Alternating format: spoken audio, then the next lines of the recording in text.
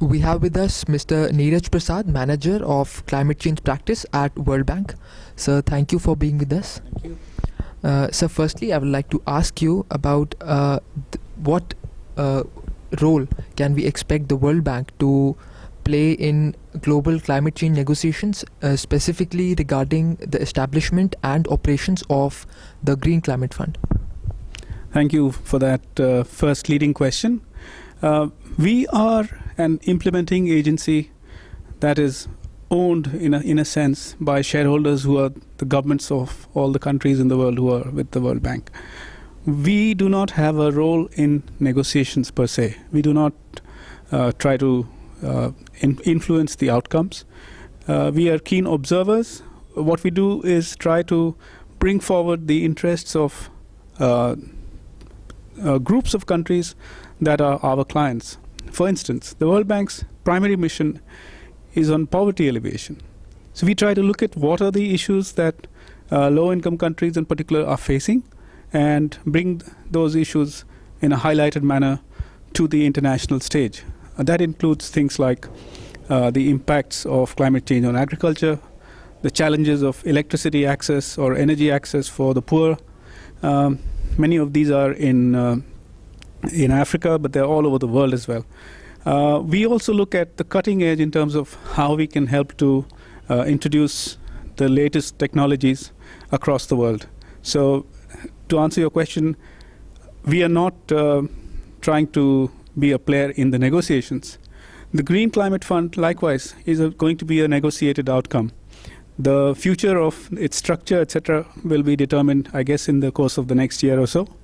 We fully expect that we would be an implementing agency there too, not so much to manage the fund, but to help countries develop and implement projects using Green Climate Fund resources. Thank you. Thank you. Next question for you, sir. World Bank is believed to be helping several countries in managing or developing their emissions trading schemes. So could you throw some light on that? Well, the World Bank is working through various instruments. One of them is, in fact, being discussed at this conclave. It's called the Partnership for Market Readiness. What we are trying to do is bring forward at their pace, at the time frame of their choosing, options for countries to look at emissions trading schemes. China is a participant in that. India expects to join the partnership soon. This is how what we are doing is trying to bring together like-minded countries and to support the initial activities around what is the structure of a city-based or country-based emissions management scheme. We have recently launched in Rio de Janeiro in Brazil, the first of its kind, an ISO-certified city-based emissions management scheme, which includes elements of emissions trading, but also includes sequestration through afforestation, non-motorized transport, etc. So we're always looking to innovate, to do things that would not otherwise get done at this time. But we are not at this stage pushing emissions management or emissions trading schemes on anyone in particular. We have a large group that works on purely on certification of carbon credits. That's going to come in one of your questions later. But the trading flows of the platforms are only coming in through this Partnership for Market Readiness. Sir, could you throw some more light on the Indian context regarding this market readiness program? So what is the status in India currently? Well, it's not for me to say, but that's really a question that the government of India will have to sort of take a decision on. We do know that there is interest in going deeper with the energy saving certificates from the Bureau of Energy Efficiency and the renewable energy certificates from the Central Electricity Regulatory Commission.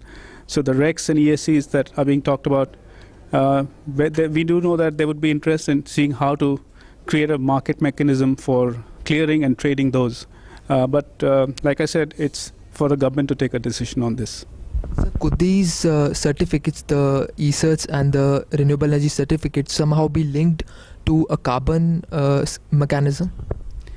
Well, the best answer that I have heard to that question is really in terms of attributes. A lake might be a great tourist spot for someone. It might be a hydroelectric resource for someone else, and it might be just water for a third person. But it's still a lake.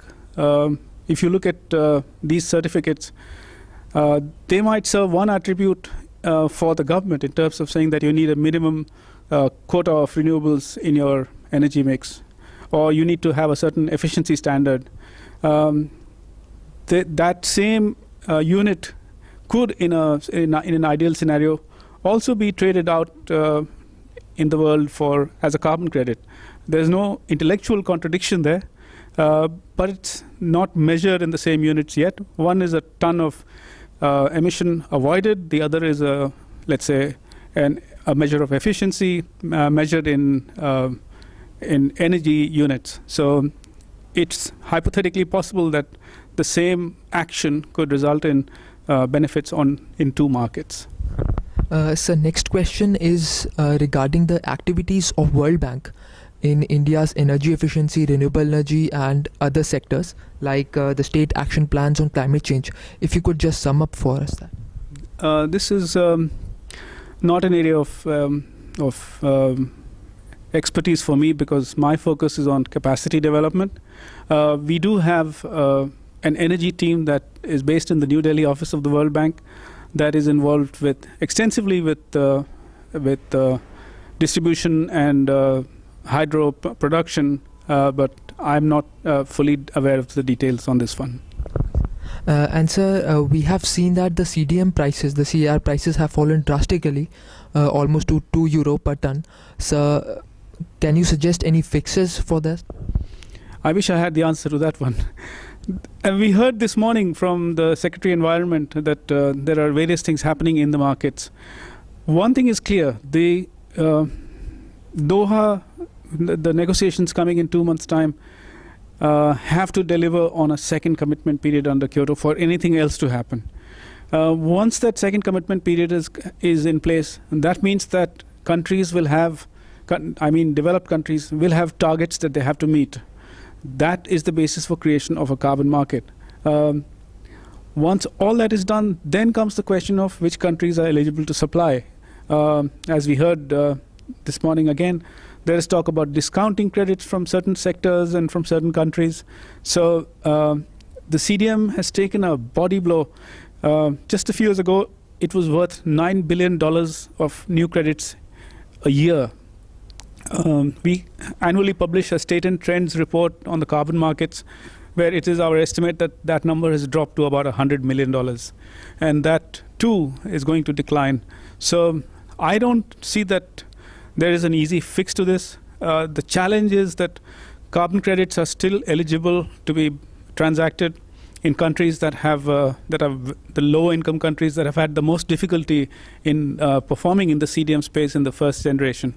So increasingly, the attention will be on other use of market instruments, domestic actions, trading schemes for efficiency. But the conventional CDM credits are wounded, and it's difficult to say how they will recover. Okay. So you said that what should be done at Doha, but what are your real expectations? What could be realistically achieved at Doha? Doha will be a starting point. I think last year in Durban, there were very low expectations as well. And yet the Durban platform was pulled off at the last minute, because I think policymakers are conscious of how much is riding on a successful outcome. Doha has to finish that work. They have had a number of meetings in the year where it seems that the differences persist, but I think it's clear that some things also got done. I mean, the interim secretariat of the Green Fund was established. The board is coming together. So it's not that it's completely without action, but Doha has a lot of finishing to do. I would not comment on what are my expectations, because that's for the negotiators. Thank you, Mr. Prasad, for your time. Thank you, sir. Thank you very much.